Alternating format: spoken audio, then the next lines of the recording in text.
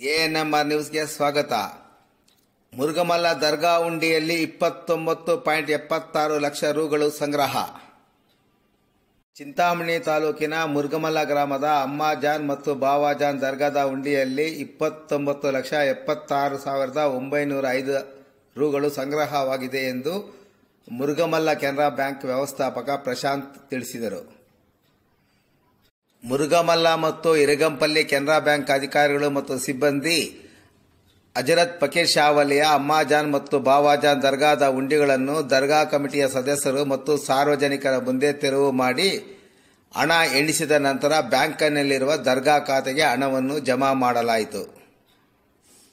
ದರ್ಗಾದ ಹುಂಡಿಯ ನಗದು ಹಣ, ವಿದೇಶಿ ಕರೆನ್ಸಿ ಮತ್ತು ಚಿನ್ನಾಭರಣಗಳು ದುರುಪಯೋಗವಾಗದಂತೆ ತಡೆಯುವ ಉದ್ದೇಶದಿಂದ ದರ್ಗಾ ಹುಂಡಿಯನ್ನು ತೆರವು ಮಾಡುವ ಜವಾಬ್ದಾರಿಯನ್ನು ಕಳೆದ 2013ರಿಂದ ಮುರುಗಮಲ್ಲ ಕೆನರಾ ಬ್ಯಾಂಕ್ ಅಧಿಕಾರಿಗಳ ಮತ್ತು ಸಿಬ್ಬಂದಿಯ ವಶಕ್ಕೆ ಕರ್ನಾಟಕ ರಾಜ್ಯ ವಕ್ಫ್ ಮಂಡಳಿ ಮತ್ತು ಜಿಲ್ಲಾ ವಕ್ಫ್ ಅಧಿಕಾರಿಗಳು ವಶಕ್ಕೆ ನೀಡಿದ ಹಿನ್ನೆಲೆಯಲ್ಲಿ ಇಂದು ಬ್ಯಾಂಕ್ ಅಧಿಕಾರಿಗಳು ಹುಂಡಿಗಳನ್ನು ತೆಗೆದು ಎಣಿಕೆ ಮಾಡಿದರು.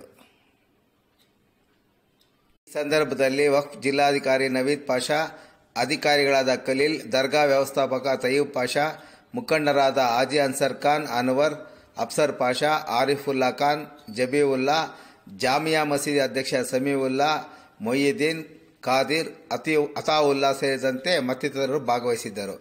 ಎಎನ್ಎಂಆರ್ ನ್ಯೂಸ್ಗಾಗಿ ಟಿಪ್ಪು ನಗರ ಇಮ್ರಾನ್ ಪಾಷಾ ಮತ್ತು ಮುರುಗಮಲ್ಲ ಶಬೀರ್ ಅಹಮದ್, ಚಿಂತಾಮಣಿ.